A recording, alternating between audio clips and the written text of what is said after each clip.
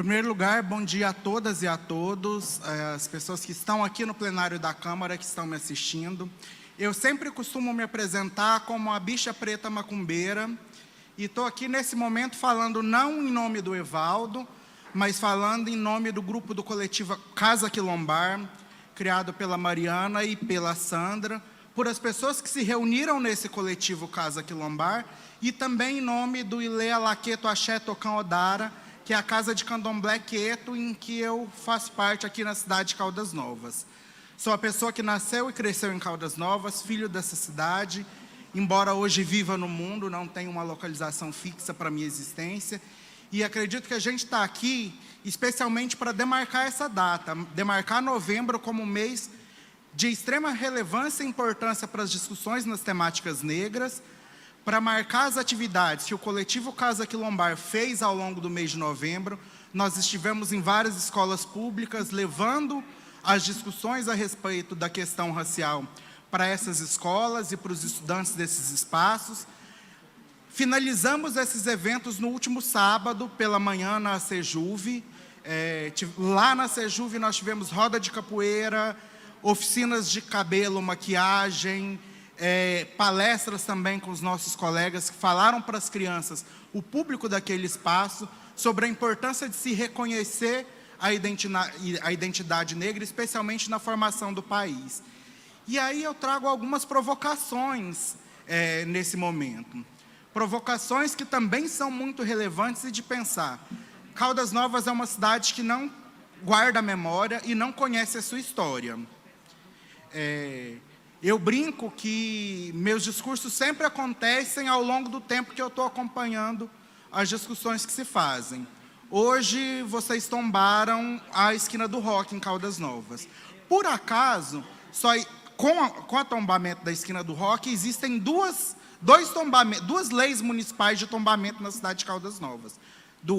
Alguns tamboris tombados no Sapé, e foram tombados ainda no governo, acho que no último dos governos do Zé Araújo, enquanto prefeito. Então, o poder público municipal em Caldas Novas só tombou duas coisas. A esquina do Rock, hoje, em 2021, e esses tamboris no Sapé, lá em 94, 95, se eu não me engano. Nós fizemos um levantamento legislativo ano passado a respeito desse material de tombamento, por conta do projeto Memórias das Águas Quentes, que é um dos projetos em que eu atuo aqui na cidade, que está fazendo a restauração e a manutenção de certos documentos históricos da cidade, inclusive alguns documentos que pertencem à prefeitura, pertencem ao poder público, e estavam nas mãos de terceiros, perdidos, destruídos, chegando ao desaparecimento dessa memória. Caldas abrigou há muitos anos atrás, uma comunidade quilombola. Antes da existência da Vila de Caldas Novas, nós tínhamos um quilombo nas terras desse município. Quando a vila foi criada, e a nossa igreja matriz de Nossa Senhora das Dores foi construída pela mão ainda de pessoas escravizadas, lá em 1850, os poderosos daquela época queriam que o quilombo deixasse de existir. Queria que a população do quilombo viesse para a Vila de Caldas Novas, que estava nascendo naquele momento. Muitos deles se recusaram e se mudaram para as margens do rio Curumbá. Naquele mesmo ano, houve uma enchente no rio Curumbá, e boa parte das pessoas que tinham saído do quilombo e foram para as margens do Curumbá morreram.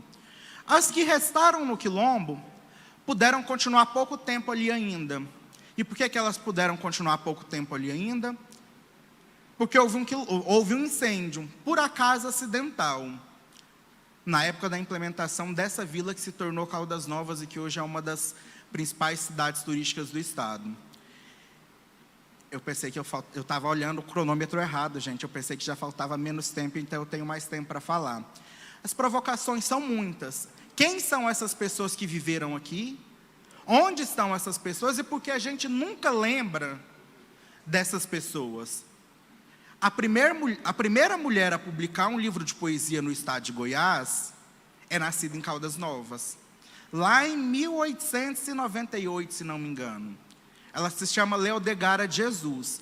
Felizmente, nos últimos anos, a história de Leodegária tem sido resgatada. Essa Câmara, inclusive, tem uma comenda de honra ao mérito cultural que leva o nome de Leodegária de Jesus. Leodegária de Jesus, uma mulher preta, nascida em Caldas Novas, ainda no século XIX, publicou o primeiro livro de poesia do Estado, publicado por uma mulher, coisa de 60 ou 70 anos antes de 40 ou 50 anos antes de Cora Coralina publicar o primeiro livro, o segundo livro de poesia de Goiás, na verdade. Rodrigo lembrou do Elvis, e aí eu te falo, por que o Elvis até hoje é reconhecido como o rei do rock? Porque a pele do Elvis era branca. Porque antes de Elvis fazer sucesso, inclusive músicas que ele gravou, várias delas foram escritas, gravadas e compostas por pessoas negras, que viviam o estado do apartheid nos Estados Unidos, da divisão racial. Se Elvis tivesse a cor da tia Roseta, que foi a mulher que gravou a primeira composição de rock, ele não seria chamado hoje o rei do rock no mundo. A cor da pele das pessoas marca. E aí, falando de marcar a cor da pele das pessoas, e não só marcar a cor da pele das pessoas, mas lembrar da existência dessas pessoas, eu quero aproveitar um momento para fazer uma saudação póstuma ao nosso camarada Edson Pintor, que por acaso também faleceu no Dia da Consciência Negra, 20 de novembro. Se ele não tivesse sofrido AVC, ele estaria com a gente. Edson colava no Casa Quilombar, inclusive um painel que nós pintamos juntos no último 7 de setembro, teria vindo aqui para a Câmara mostrar alguns debates que a gente tinha feito.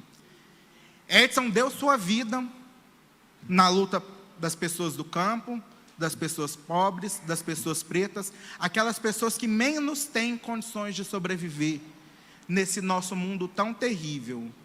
Edson sempre dizia, vamos fazer uma parceria aqui, uma parceria ali, mas vamos fazer a parceria com os movimentos sociais, porque para conversar com o poder, já tem gente demais, e quem conversa com poder, de modo geral, é cooptado. E aí, mais uma das provocações que eu faço a vocês, vereadores de Caldas Novas. Vocês são 17, nós estamos no mês de novembro. 20 de novembro foi sábado. Dos 17, só 5 de vocês se lembraram do Dia da Consciência Negra. Por acaso, desses 5, 3 são negros. Uma das pessoas que se lembrou disso, um dos vereadores, e aí a gente provoca mesmo, esteve na atividade na Sejuf, o senhor Marinho. E mesmo que o Casa Quilombar tenha enviado os convites para a Câmara, para a Prefeitura, o material que vocês postaram nas redes sociais, falando do evento, não apareceu em nenhum momento o Casa Quilombar. Mas a Sejuf, que só foi o espaço que nos cedeu, estava aparecido. Um evento da consciência negra, feito por um grupo de quase 40 pessoas negras, no Dia da Consciência Negra, teve a presença do representante de dois dos poderes do município, o prefeito esteve lá, o presidente da Câmara esteve lá, mas as pessoas pretas que organizaram o evento não apareceram nos destaques que vocês deram. É batendo mesmo, Marinho, mas é batendo para ser didático. A gente precisa parar e pensar que nesses momentos, se eu vou aparecer nesses momentos, o mínimo que eu tenho que fazer é ouvir as pessoas que estão fazendo essas atividades. Porque não adianta eu falar, eu fui no evento da Consciência Negra, e eu esquecer quem foram as pessoas que fizeram esse espaço. Por último, para finalizar, acho que o tempo está perto do fim, mais uma provocação, e aí essa é uma provocação também de forma geral. Existem duas situações muito importantes e que podem ser feitas a partir da Câmara Municipal de Vereadores, e é uma coisa que a gente vai trazer enquanto coletivo Casa Quilombar, a marcação dessa data no calendário municipal. O 20 de novembro é uma data nacional, mas vários dos municípios do país e vários dos estados também trazem em seus calendários próprios o 20 de novembro. E a segunda situação é a adesão ao Sistema Nacional de Igualdade Racial.